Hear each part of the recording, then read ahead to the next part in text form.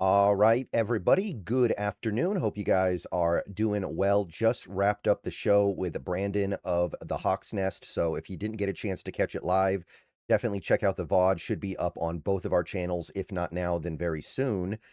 But we've got an injury report to talk about now. The Seahawks and Niners have both released their practice reports and their game status reports for this game on Saturday. So let's get into it a little bit here. I will tell you right now that there were some very intriguing plot twists with this injury report, especially on the Seahawks side. So I am going to take a minute to discuss the nitty-gritty of the last half hour to 45 minutes or so ever since the report came out, because something in this report requires further elaboration. So buckle up for that. We're going to spend some time on one particular injury. The tweet, by the way, comes from John Boyle. Let's go ahead and zoom in on the image and focus in on the Seahawks to start. All right, everybody, before we go any further into the video, I want to take a minute to tell you guys about a wonderful app called Sleeper, a one-stop shop for all your sports needs. You can celebrate and chat about sports in real time with other users. You can get all kinds of scores, sports news, and sports alerts with blazing fast speed. And of course, you can play in fantasy leagues and win real money on picks contests. So enjoy sports with other people in a community.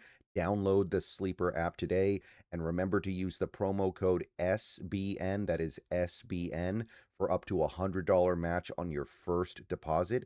And they also have a free $20 entry right now, no deposit required, so pair those two up.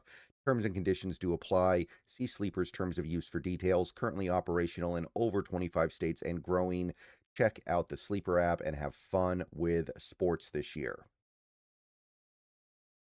All right, so we're going to start with the good news here. We're going to quickly blow through some of the stuff that kind of goes without saying, and we're going to get into some of the stuff that cleared up today that was good before we get to the concerning stuff. And there was, you probably already see it if you're looking at the screen right now, there was one thing that was very concerning today. So let's go through it. Elijah Arroyo, another full practice, no game status. The only question is, do we activate him or not? So Elijah Arroyo, good to go. AJ Barner, full participant all week, good to go. Kobe Bryant, full participant all week, no game status, good to go. Charles Cross, and this was kind of the thing that we were holding our breath on a little bit after yesterday, full participation today. So whatever the knee injury was, it was very minor, no game status, he will play. So Charles Cross, good to go, and we need him because of somebody else that isn't going to play.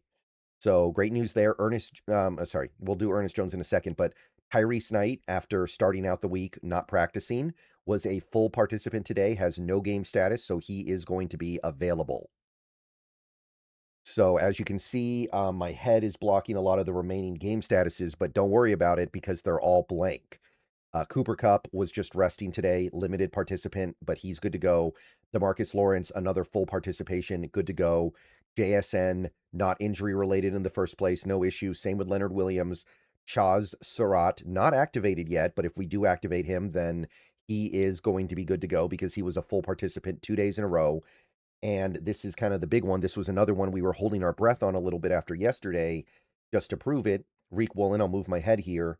You can see no game status after a full practice today. So whatever the oblique injury is with Woolen, clearly not that big of a deal. So great news there. He is good to go.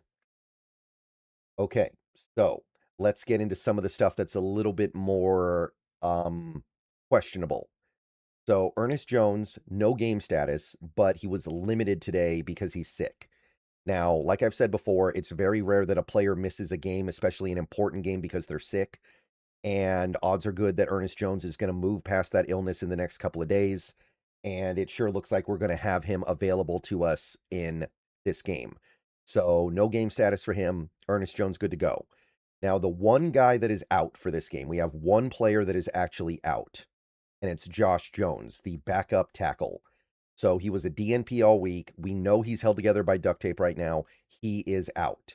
So we need Charles Cross to make it through the whole game, period. Like, I understand that he's coming back from a couple of different injuries. He's got the hamstring, he's got the knee, but he was able to practice in full today. But if anything happens to him this game, I'm just going to say it, we're going to have problems. So at that point, you're looking at Amari Kite, you're looking at Logan Brown, And that's just not a situation Seattle needs to find themselves in. So that's not great, but it pales in comparison to one of the injury updates we got today that came out of nowhere and for about 10 minutes there freaked the fan base out. I am talking about Sam Darnold, who showed up on the injury report with an oblique injury, limited participation today. So we got to spend some time talking about this one because everybody was like, where did this come from? How did this happen? What are they doing at practice? We got more injured during the bye week than we did during our games. And there is, even though the game status list ends up being very clean, like you take a look at this, it looks very, very good. Only 2 guys with any status at all. How does your quarterback get hurt during a bye week in practice? It's not something that is supposed to happen. So let's spend some time on the Sam Darnold thing just to kind of walk you guys through the last little less than an hour, just so we all get on track with the timeline. Now, I was on stream with the Hawks Nest when this got announced, so we kind of processed everything in real time. So we had this from Greg Bell right after the announcement of the oblique injury and the questionable listing, where it's Darnold at practice today using a Theragun on his side and saying nothing to see here. So there was something that happened and it required some degree of rehab. So it wasn't a phantom injury, at least not a complete phantom injury. And then you had this from Kubiak a little bit ago. He refused to talk about Sam Darnold. He basically said, I'm going to let Mike McDonald handle that tomorrow. So he didn't say anything about Darnold, and he did say that Drew Lock got some reps with the first team today. So right then and there, it was like, wait a minute, is this actually going to happen? Are we really going to lose our quarterback right before our first playoff game? So at this point, there was some real panic here. There was some real sense that this could actually happen. This could end up being a big problem. This could end up being something that forces our backup quarterback out there. Could end up making us rely on Drew Lock in a playoff game. So at this point, people were freaking out. Then we got this from Darnold in his press conference, which thankfully took place like 10 minutes after the announcement of the game status report. Um, Talking about his oblique, just in routes on air, just kind of felt a little something in my oblique and I didn't want to push it. So just came inside, got some rehab, and, feel like I'll be ready to go for Sunday.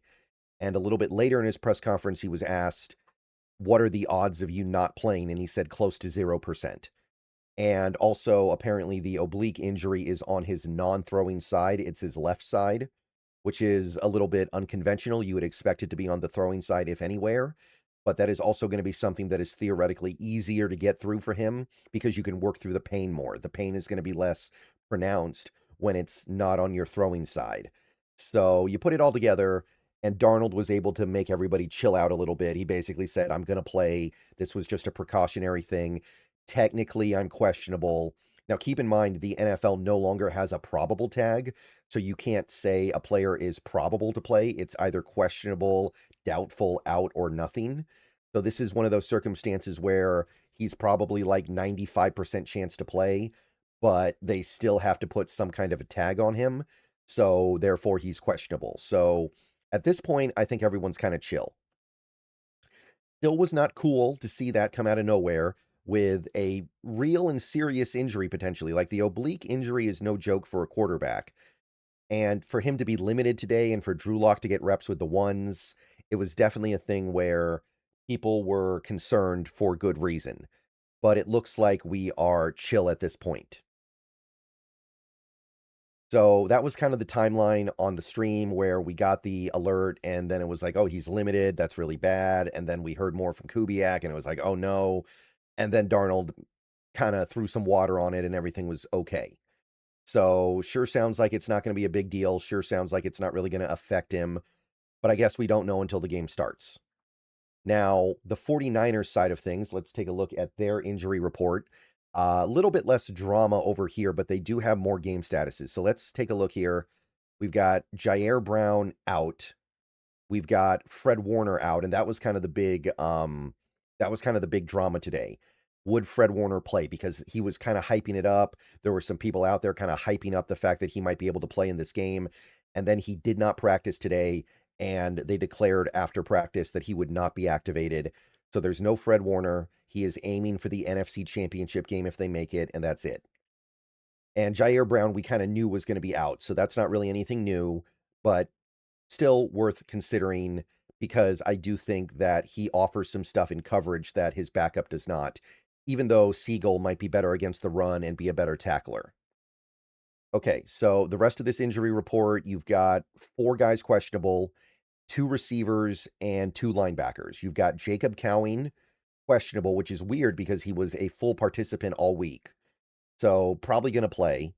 Ricky Pearsall was limited all week. He remains questionable. I would assume that he plays, but it's not a definite thing.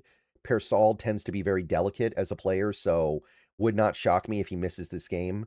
He's somebody that takes a long time to come back from injuries, it seems like, so we'll see about Pearsall, but the moment I'd say it's better than 50% that he plays, but not that much better than 50%. Luke Gifford practiced a little bit this week. He finally got limited today and was questionable. Now, he's a backup, but remember, the Niners are so beat up at linebacker, not having your backup linebackers is kind of a big deal. And D. Winters was questionable after being limited all week with the ankle injury. So that's 2 linebackers that they don't know about right now. And normally that would be whatever, but we know Warner's out. And right now they're rocking with Kendricks and Waddle, I think his name is. So they're not in a great spot. And having Gifford and Winters healthy at the linebacker spot is something that may end up mattering a lot. So we'll have to see the way the game goes, but they are very thin at linebacker. Now, Gross-Matos kind of got a day off, but he has no game status, so he's expected to play. Same for Dominic Pooney, their right guard, full participant today, good to go. Keon White was a full participant today, good to go. So they're getting a little bit back on their defensive line. And Trent Williams, as expected, full participant, good to go. Maybe he's not 100%, but he's going to play. All right, so that's it for the injury report. A lot of drama today, but yeah, that's all we got. So we know who's going to play now, or at least we have a pretty decent idea. See you guys later. Go Hawks. Maybe another video later today, but that's what we got. See you guys later.